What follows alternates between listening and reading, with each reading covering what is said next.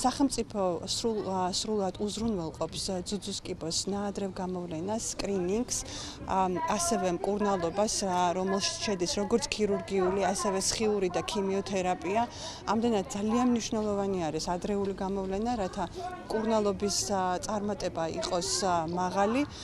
მე მივესალმები ამ ღონისძიების ორგანიზატორებს და ზოგადად ასეთი ტიპის ღონისძიებებს, იმიტომ რომ ეს არის ძალიან მნიშვნელოვანი, საზოგადოების მობილიზაცია არის ძალიან მნიშვნელოვანი, ცნობიერების ამაღლება, ინფორმაციის გავრცელება, ადრეული დიაგნოსტიკის შესახებ, კერძო სექტორის მთლიანად მთელი სამოქალაქო საზოგადოების ჩართულობას და ვფიქრობ, რომ ასეთი ტიპის ღონისძიებები ხშირად უნდა ტარდებოდა. მედიცინის განვითარების დღევანდელ ეტაპზე ეს დაავადება სრულად ემორჩილება როგორც პრევენციას, ისე შემდგომ მართვას. ამიტომ რაც დროულად იქნება მისი გამოვლენა, მით უფრო ეფექტი ძალიან მაღალია.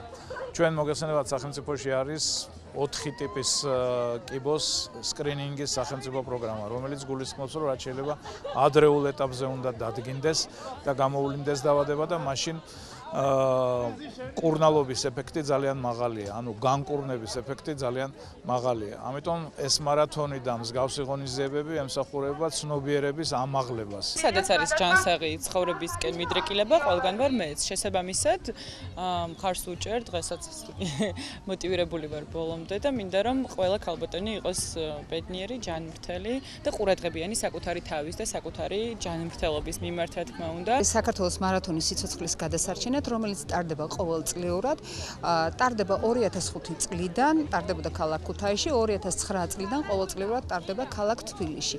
მარათონის მიზანი არის ჩვენი მოსახლეობის ცნობიერების ამაღლება ძუძუს კიბოს პრევენციის და ნაადრევი გამოვლენის მეთოდების შესახებ.